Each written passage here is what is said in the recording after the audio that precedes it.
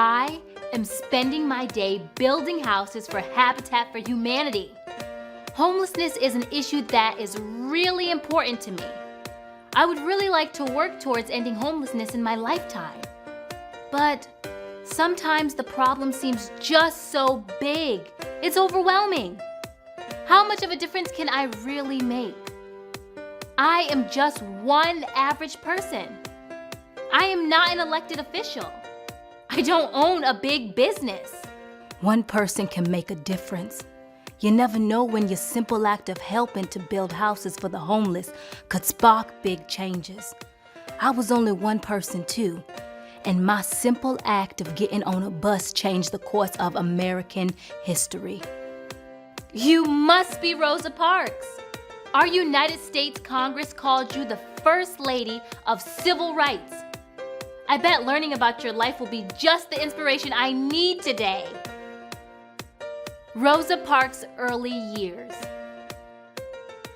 Rosa Parks was born Rosa Louise Macaulay in Tuskegee, Alabama on February 4th, 1913.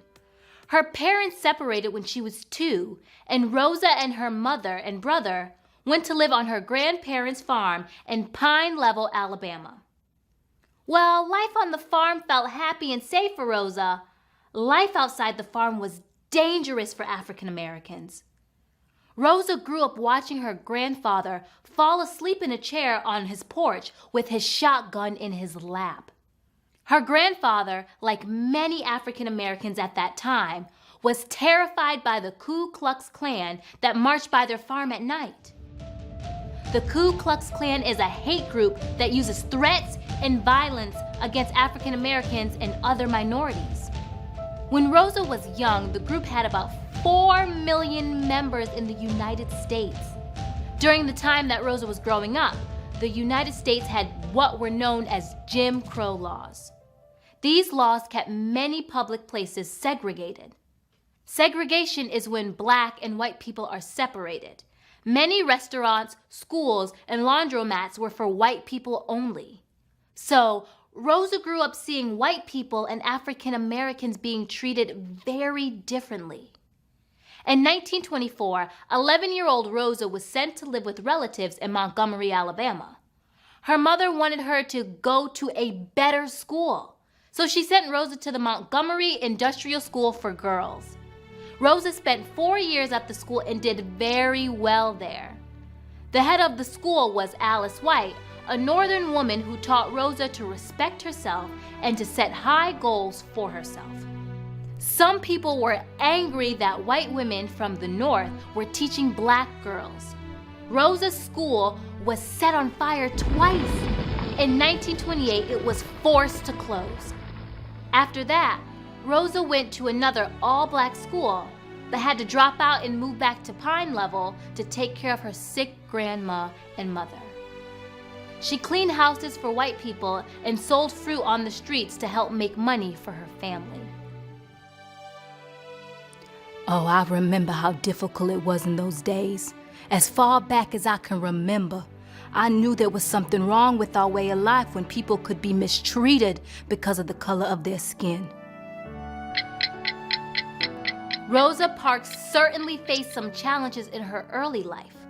Let's review what we have learned. Question 1. In what year was Rosa Parks born? A. 1899, B. 1913, C. 1945, D. 1972. The correct answer is B. Rosa was born in 1913. Question 2. What do we call laws that kept African Americans and white people separated? A. Jim Crow laws, B. Racism laws, C. Freedom laws, D. None of the above. If you answered A, you know that Jim Crow laws were segregation laws. Question 3. Why did Rosa have to drop out of school? A. She needed to care for her sick mother and grandmother. B. She didn't like school. C. She wanted to move to New York City. D. None of the above. The correct answer is A. Rosa dropped out of school to care for sick family members. Rosa Parks' working years. When she was 19 years old, Rosa met and married Raymond Parks. Raymond was very involved with the National Association for the Advancement of Colored People, which is also known as the NAACP. The NAACP is the oldest and largest civil rights group in the United States. Raymond held NAACP meetings in their home and focused his efforts on helping African Americans who had been wrongly accused of crimes. Many of NAACP's members brought guns to the meetings to protect themselves. They knew that fighting for civil rights for African Americans was very dangerous. Rosa knew how hard the group was working towards the goal of equality for African Americans. She also saw firsthand how dangerous that idea could be. In the early 1930s, fewer than 1 in 10 African Americans graduated from high school. So, earning a high school diploma was a very big deal for Rosa. After earning her degree, she took small sewing jobs to help make ends meet. In 1941, Rosa got a job as a secretary at Maxwell Field Army Base in Montgomery.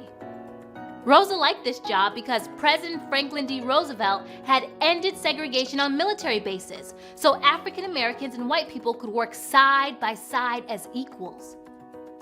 However, it really bothered Rosa that at the end of the workday, she had to ride home on a segregated bus. In the 1940s and 1950s, most public buses in practice had 3 sections of seating. One for whites in the front, one for African Americans in the back, and a middle section that African Americans could sit in only if no white people needed the seats. African Americans always had to enter the bus through the door at the back of the bus. Through these years, Rosa had to deal with the humiliation of being treated as a second-class citizen when riding the bus. She also became more involved in the fight for civil rights. In 1943, Rosa joined the NAACP herself and even became the secretary of her local chapter. She typed the notes from every meeting, wrote letters, and organized meetings and events. Rosa let people know about the violence that was being committed against African Americans all over the South. She also helped African Americans register to vote. Each voter needs to be registered or have their name on the list in order to cast a vote on election day. Rosa was concerned because there was 50,000 African Americans living in Montgomery, but only 31 of them were registered to vote. It was difficult for African Americans to register to vote because they had to take a very difficult test that white people did not have to take. Rosa first took the test in 1943, but it took 3 tries for Rosa to finally receive her registration card in 1945. It had taken her 3 tries to register to vote, but she was determined. I knew that African Americans needed to vote in order to have our voices heard. I wanted to be known as a person who is concerned about freedom and equality and justice and prosperity for all people. Learning about how much Rosa helped in the fight for civil rights is inspiring me to continue fighting for my dream of ending homelessness.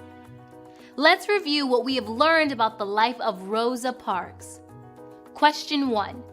In what year did Rosa join the NAACP?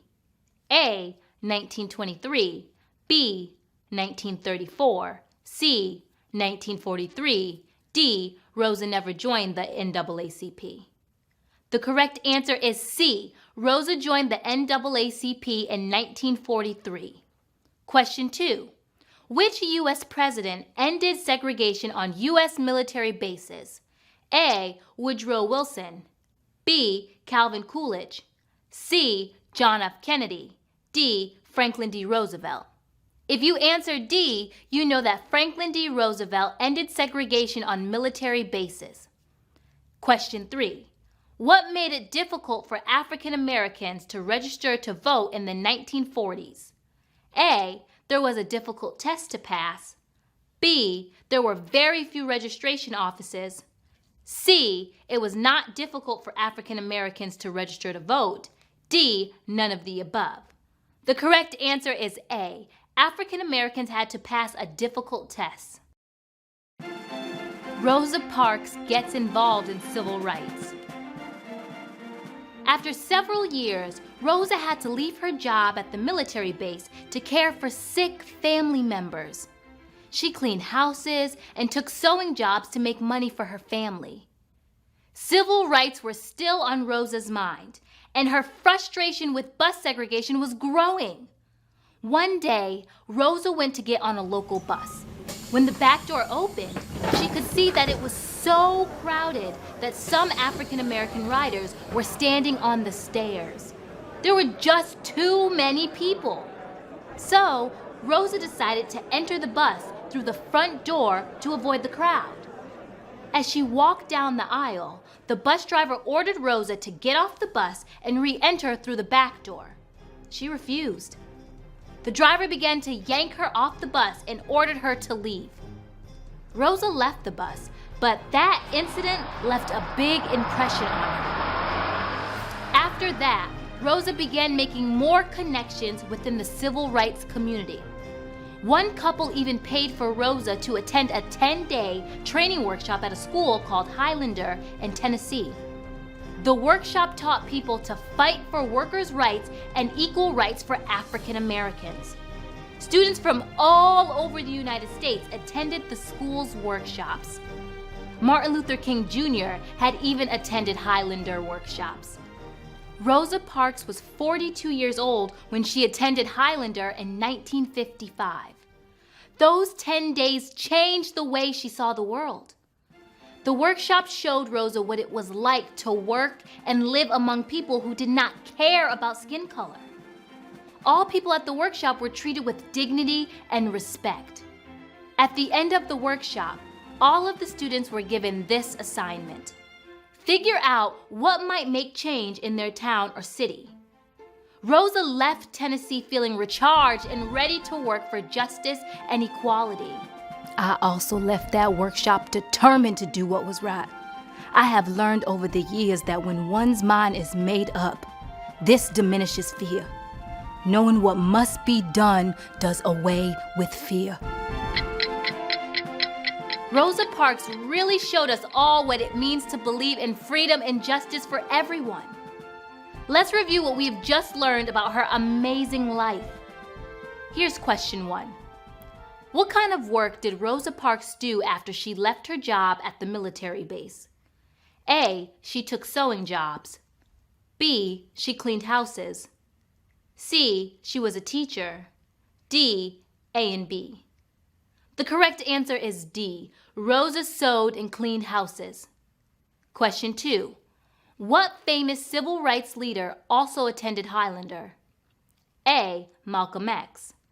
B, John Lewis. C, Martin Luther King Jr. D, all of the above. If you answered C, you know that Martin Luther King Jr. attended Highlander. Question 3. How old was Rosa Parks when she attended the 10-day workshop at Highlander? A, 25 years old.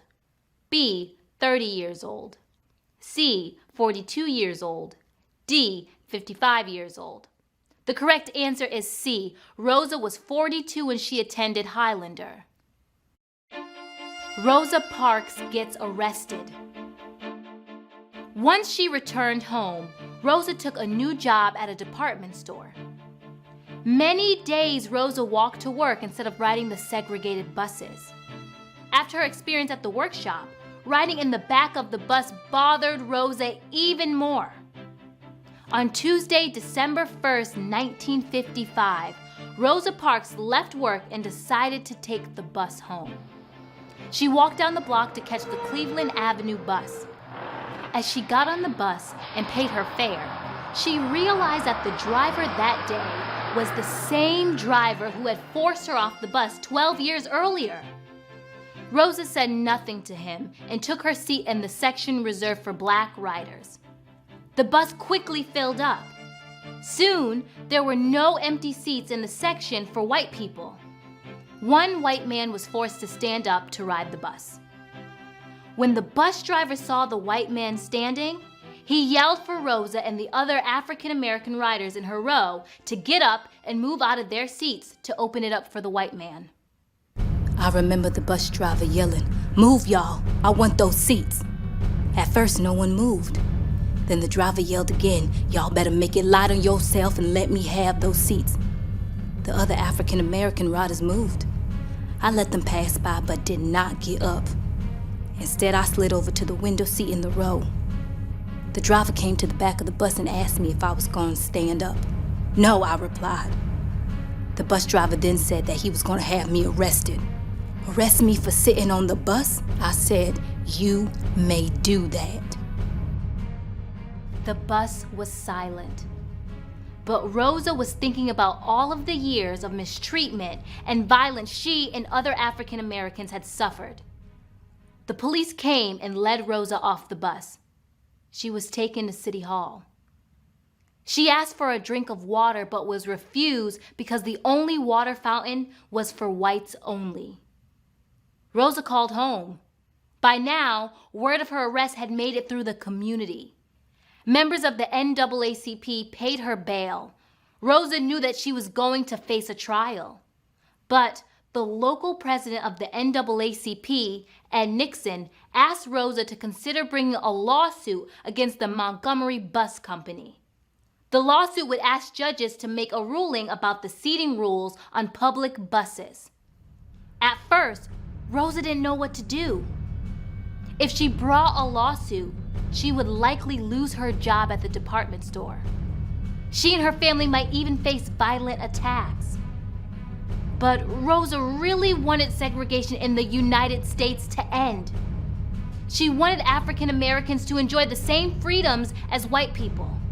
She said yes. The NAACP knew that Rosa was the right person for the cause.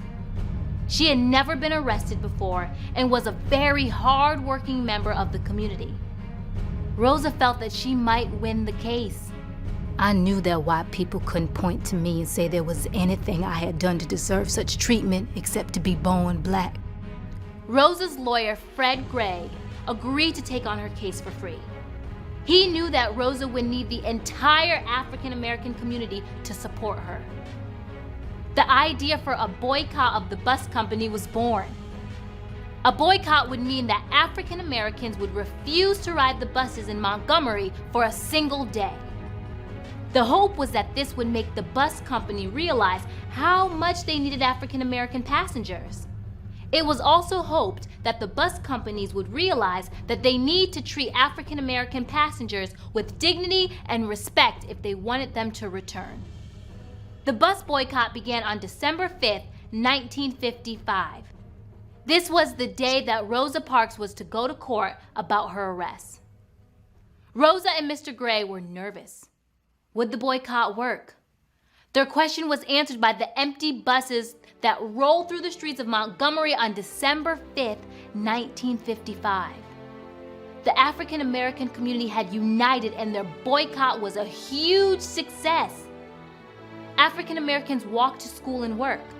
The leaders of the boycott had even arranged for private cars and vans, many from churches, to carry people where they needed to go. African American cab drivers in the city decided to charge only what the bus normally charged, 10 cents a ride. The Montgomery bus boycott lasted for more than one day. It lasted for more than a year. The bus boycott had a huge impact on the bus company's business because more than 75% of the people riding buses in Montgomery were African American. The bus boycott was considered a major turning point in the fight for civil rights in the United States. Rosa Parks showed true courage in standing up for what she believed in. Let's review what we just learned. Question 1.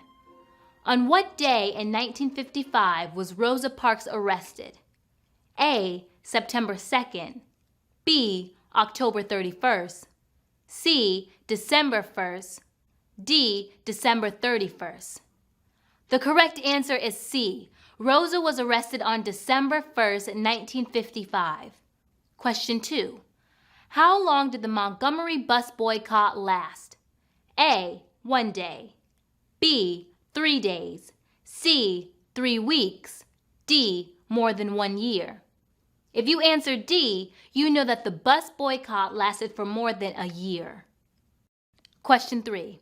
At the time of the boycott, what percentage of bus riders were African American? A, 10%. B, 25%. C, 50%. D, 75%. The correct answer is D, 75% of the bus riders were African American. Rosa Parks' legacy and the Supreme Court decision. When the Rosa Parks trial began on December 5, 1955, Rosa's lawyer knew that she would be found guilty. In fact, he never even presented her side of the story to the judges. Rosa was found guilty and was fined $14. Rosa's lawyer had planned for this to happen because he had a much bigger plan in mind. Now that Rosa had been found guilty, he could appeal her verdict to a higher court. When lawyers appeal a verdict, they tell a higher court why they think the original verdict wasn't fair and ask the new court to hear their client's side of the story. Rosa's lawyer wanted the higher court to hear Rosa's story from Rosa herself. People always say that I didn't give up my seat because I was tired, but that isn't true. No, the only tired I was tired of giving in.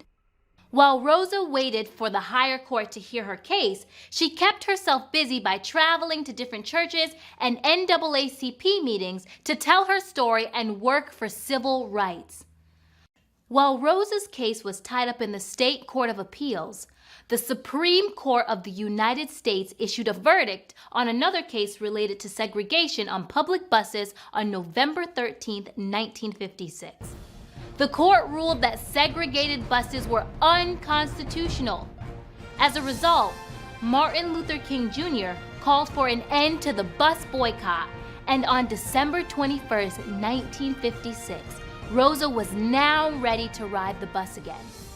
This time, a photographer from Look magazine came along to capture the moment. Rosa got on the same Cleveland Avenue bus she was riding at the time of her arrest. The same bus driver was driving. Rosa sat down in one of the seats at the front of the bus as the photographer took her picture. Although she was considered a heroine in the African American community, life was not easy for Rosa. She found it difficult to find a job. Rosa and her husband decided to move to Detroit to be near Rosa's brother Sylvester. Rosa got a quiet job sewing aprons at the Stockton Sewing Company and continued her work for civil rights.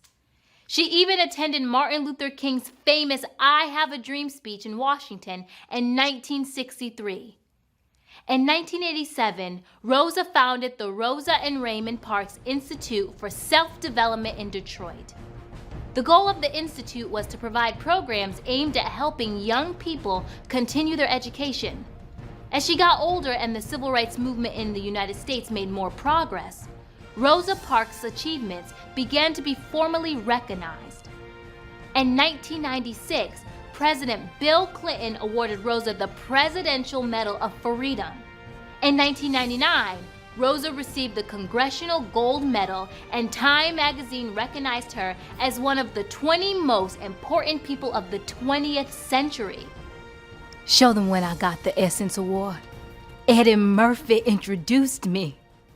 That's right. Here is Rosa Parks receiving the Essence Award in 1993.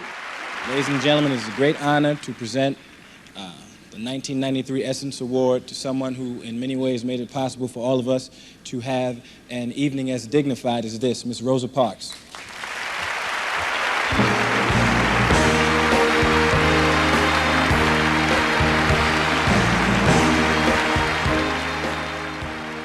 In 2000, the city of Montgomery opened the Rosa Parks Library and Museum.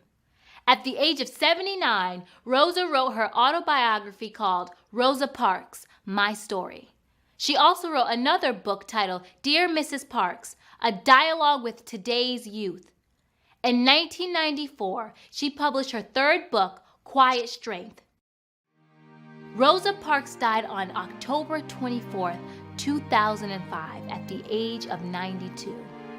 Her coffin was brought to the U.S. Capitol in Washington so that people could come and pay their respects. No woman had ever been given this honor before. Rosa Parks' courage and actions made a huge difference for many Americans. Let's review what we've learned about her incredible life. Question 1. Which U.S. president awarded Rosa Parks the Presidential Medal of Freedom? A. Lyndon B. Johnson. B. Jimmy Carter. C. Ronald Reagan. D. Bill Clinton. The correct answer is D. President Bill Clinton awarded Rosa the Presidential Medal of Freedom. Question 2. Where did people come to pay respects to Rosa Parks after she died? A. The Rosa Parks Museum. B. The U.S. Capitol. C. The family home of Rosa Parks. D. None of the above. The correct answer is B. People came to the U.S. Capitol to pay respects to Rosa Parks. Thinking question. The actions of Rosa Parks led to great changes. What causes do you believe in and feel strongly about?